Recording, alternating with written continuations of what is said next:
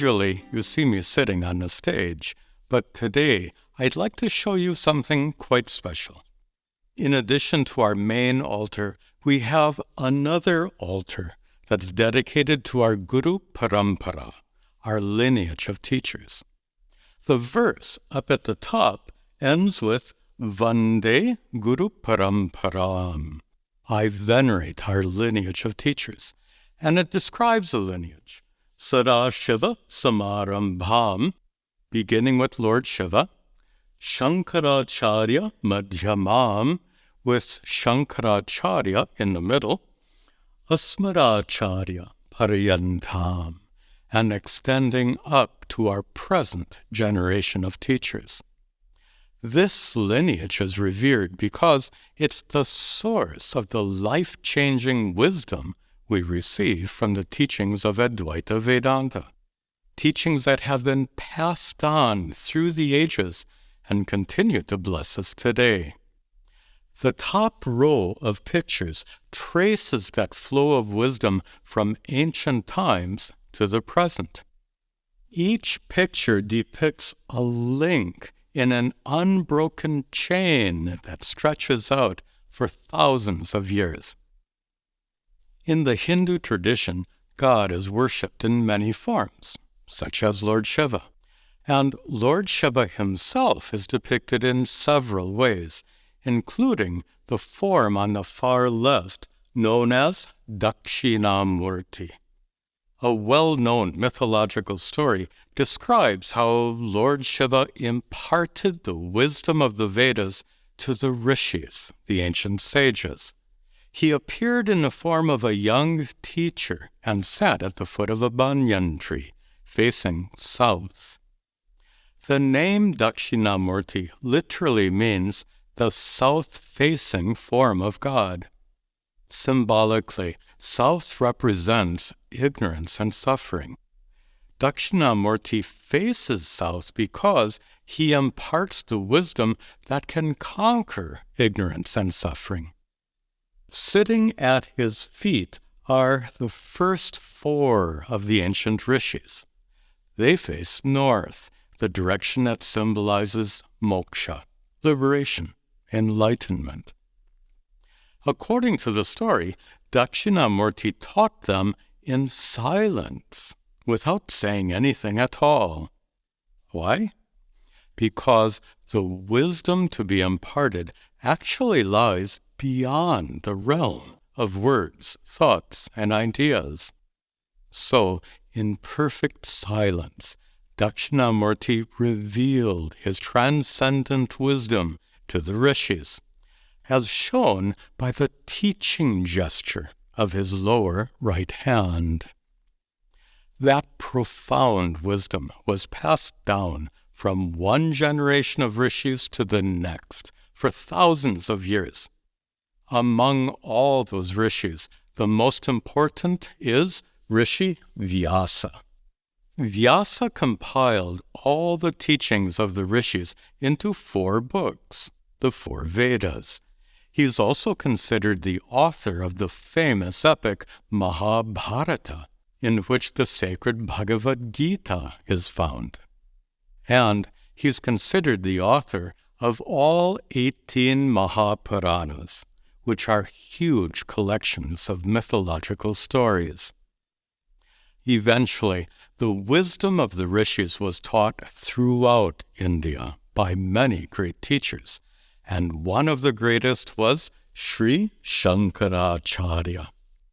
Shankara is so highly regarded because of the clarity and power of his teachings. He wrote many important works, including commentaries on the teachings of the rishis and on the Bhagavad Gita. His works gave form and structure to the tradition we now know as Advaita Vedanta. Shankara's works remain the most widely studied texts on Advaita Vedanta to this very day.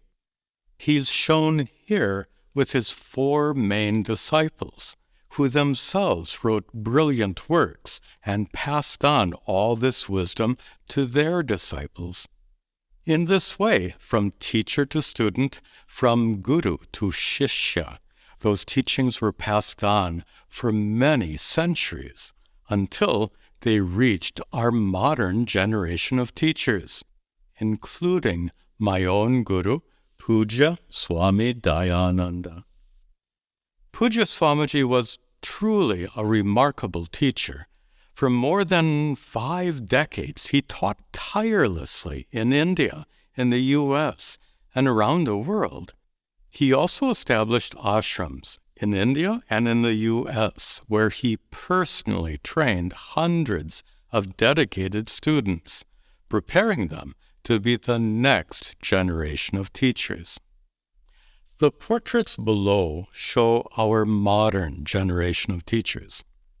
Puja Swamiji was taught and initiated into sannyasa by Swami Chimayananda, the founder of the well-known Chinmaya mission. Years later, Puja Swamiji was taught by Swami Tarananda, a great scholar of Vedanta and Sanskrit.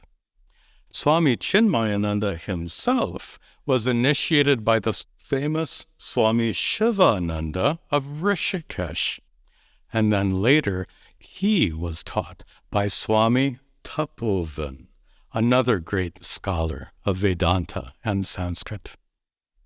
We begin every class by reciting this verse to venerate our Guru Parampara. And each year we celebrate all our teachers on the day of Guru Purnima by performing puja here at this altar. In these ways, we recognize the importance of the unbroken lineage through which we continue to receive the teachings of Advaita Vedanta.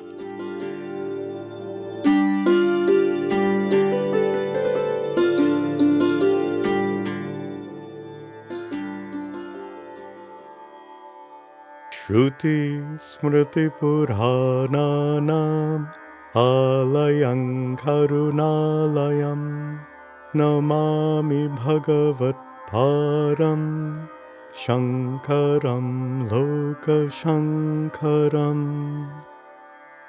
Shankaram Shankaracharyam Keshavam Bhararayanam Sutra Bhashya Kritau Vande Bhagavantau Punah Punaha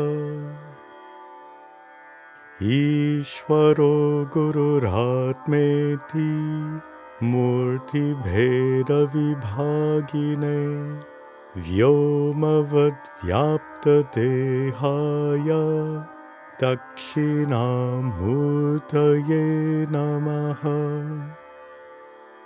Sadashiva samarambham Shankaracharya madhyamam asmad paryantam vande paramparam.